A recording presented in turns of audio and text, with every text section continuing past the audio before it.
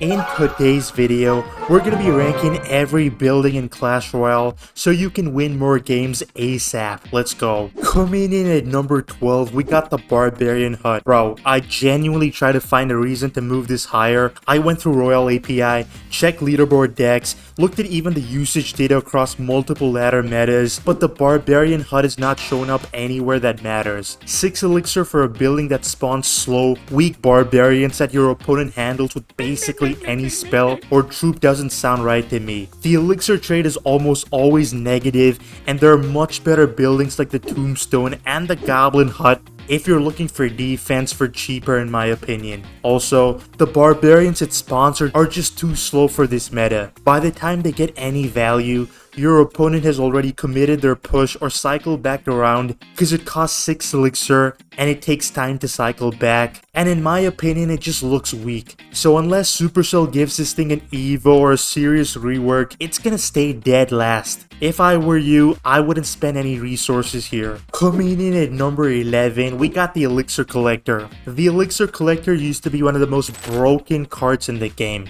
in certain metas. Golem decks with collectors, 3 Musketeer Collector decks, and if you've been playing for years, you know the clutch factor this card used to create. But bro, that era is pretty much gone. The meta in April 2026 is a mix of fast and slow decks, and although it works pretty well in fireball bait decks, I don't see it being that versatile. Look guys, I could be completely wrong, but when you go up against cycle decks, they don't care about your elixir advantage, and all they care about is chipping you down in single. And if they play well in double elixir time, you're cooked, man. Look, I'm not writing off the Elixir Collector, and it does well in certain matchups, but you gotta be careful, especially if you're a free-to-play player, because the deck or the card that you choose is gonna be vital for you to win more games. Before we move on to the next card, make sure to like and hype the video and join the Discord group, which is linked in the description of this video, where we talk about everything. Coming in at number 10, we got the Bomb Tower. Look guys, the Bomb Tower is not a terrible card,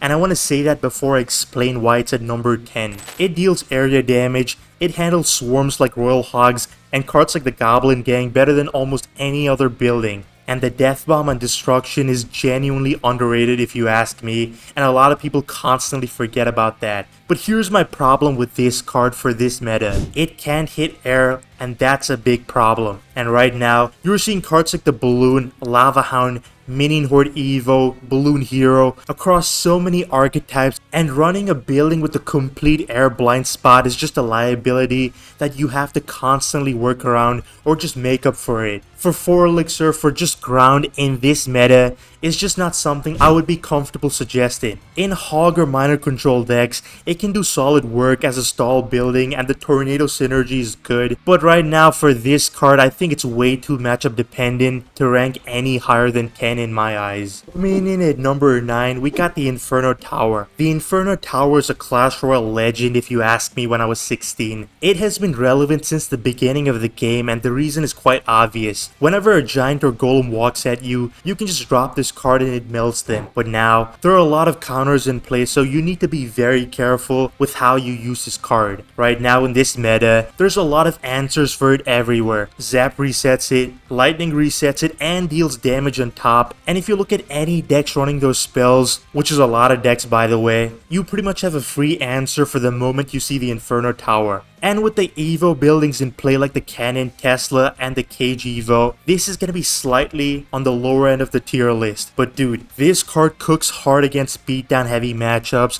and if they don't have the right cards, you're gonna be chillin', man. But when you look at top ladder where everyone has the correct counters ready, it becomes more of a liability more often than not, and this is where you gotta pick whether this is the perfect card for you. Coming in at number 8, we got the Tombstone. Guys, the Tombstone is genuinely one of the most underrated defensive buildings in the entire game, and people sleep on it because it doesn't look flashy. For 3 elixir, you get constant skeletons being spawned through its lifetime, and when it dies, it drops 4 more skeletons as the final burst of value. The interactions with win condition is what makes it solid. Against Hog, Giant, Ram Rider, almost any popular ground win condition gets completely disrupted. Your opponent always has to spend more than 3 elixir dealing with this, or they just have to eat the full value of this card which is so solid in my opinion. Although the Tombstone is consistent value, Clash Royale's given some buildings evos, which I know is not fair to compare against, but I have to do it this way. And that's the difference. Because if you don't have access to evo buildings yet, I feel like the Tombstone is still one of the safest options for you if you run control or beatdown decks in general. Coming in at number 7, we got the Goblin Cage. It's mainly used in control decks, and when it gets destroyed, a Goblin Brawler pops out ready for a counterattack. This defensive building creates a lot of offensive pressure when it dies, and that's quite solid for a free-to-play player, and it's a rare card, guys, so you can level it up. The evo version is where it gets dangerous, and even the stats show it. Even though it has only a 6% usage, it has a 52% win rate, which is at the top echelon, and the pull mechanic for the evo is solid against cards like the E-Giant, regular Giant, and you're getting massive positive elixir trades usually when your opponent is low in elixir because they simply can't spell out the card. Paired with the Royal Hogs for double lane pressure or even some graveyard decks, and your opponent genuinely cannot commit to either lane cleanly. It only drops to number 7 because this card is matchup dependent. If you look at the meta, against air heavy decks or spell cycle decks that basically never send big units, the cage loses most of its value. And that is why I thought I'd put it at number 7 for the meta. Coming in at number 6, we got the Goblin Hut. Dude, I still remember this. It went from being considered completely unplayable garbage and only spawner kids abusing this card with the Barb Hut to make troll decks back in 2016 or even later than that, and right now it has a real redemption arc going for itself, and in 2026 it's still niche but super functional in control decks. The rework it received made it better across multiple matchups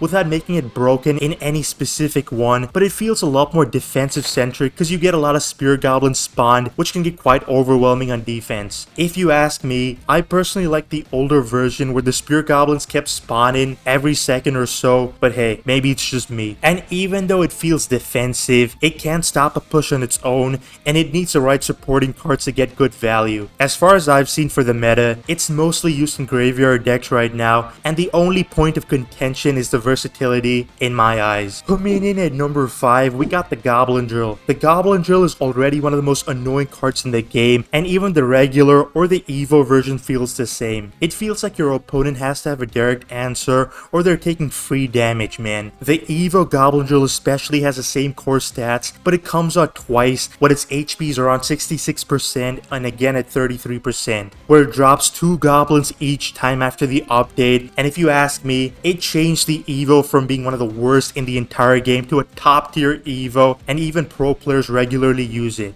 Even though the normal card isn't the best, the evo is S tier, which gives the card real value in control archetypes. The other thing about the evo drill is that people underestimate the mind game element. Once your opponent has seen you play twice, they're gonna start holding their elixir or counter in reserve specifically for it, and there's more chance to outplay it. Coming in at number 4, we got the X-Bow. Dude, this is not a ladder card. This is a legit competitive archetype that the best players in the world are trusting right now. But don't get me wrong, you gotta be really good with Expo to have real success like the top players. The reason it's so oppressive is that it functions both as a win condition and a building at the same time on defense. You place it at the bridge, it locks onto the enemy tower, and your opponent has exactly 2 options. Spend elixir to take it down immediately, or take damage and counter with a bigger push where you need to be playing smart as the Expo player. The cycle variants with this deck are especially cracked right now. Your opponent has to answer it multiple times a match, and eventually the pressure breaks through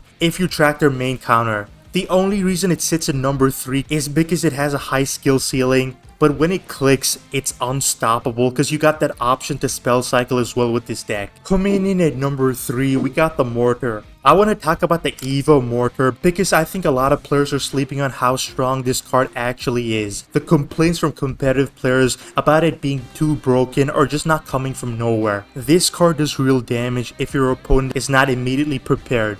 Also guys, this card could have been ranked much higher, but since it's a win condition, its versatility comes into play. The base Mortar already forces reaction every single rotation. The constant pressure is the entire point of this card. Also dude, the Evo Mortar fires faster by a full second, and every shot drops a goblin on the field. Yep, this is basically free value every time it attacks. You get more pressure, steady chip damage, and even extra units your opponent has to keep dealing with, especially on attack. And one thing I love about this card is that you're getting offensive and defensive value from a single card slot in a game where every slot matters, and that dual purpose is what separates this card from every other card, in my opinion. Coming in at number 2, we got the Tesla. Guys, if you're free to play right now, this card is just for you. It does multiple things well, and that versatility in a single building slot is what makes it genuinely elite right now. You get a stun on hit, a reset mechanic that shuts down cards like the Sparky, Inferno Dragon, and you have the pulse damage that handles swarms without you having to use a spell on top of it. And because it hides underground, it cannot be pre-spelled. At top ladder, the Tesla Evo is consistently one of the most featured buildings in the leaderboard decks, and the data backs it up, and this card is cracked, man. The only reason it's at number 2 and not number 1 is that the number 1 card edges it in terms of raw meta presence, but this card is S tier, no question. If I were you, I would use the Tesla Evo, and it's one of the safest decisions you can make right now. It fits into cycle, it fits into control, it fits into bait, and if you have a deck where a building is needed, this card is gonna be so good, man. And the flexibility it has as a rare card is the main reason it's number 2. And finally, taking the number 1 spot, we got the Cannon. The Cannon Evo is what I want to talk about, and it's the most dominant building in Clash Royale right now, and there were top 1000 players who were screaming for nerfs for this card back in mid-2025. We're in 2026, and it's still doing what it does, man. The base Cannon is already one of the most consistent defensive buildings in the entire game. 3 Elixir, shuts down hogs or any sort of ground win condition, and handles most ground attacks. Another thing is that it's super cheap to cycle into almost any archetype. That alone makes it a solid card, and the Evo takes all that reliability that you have and turns it into something your opponent can't ignore. And with this card, it shows up in everything. Cycle decks, control decks, competitive tournament decks, and the usage numbers at top 200 or top 1000 on Royale API back this up completely. The best players in the world keep coming back to it because it's one of the most efficient and more reliable building slots you could use. And this is the point that really stood out to me, man. Even if you don't have the Evo version, the base Cannon is still one of the strongest cards in the entire game, and you're never in a situation where this card does nothing, and that's why it's a top tier card in my eyes.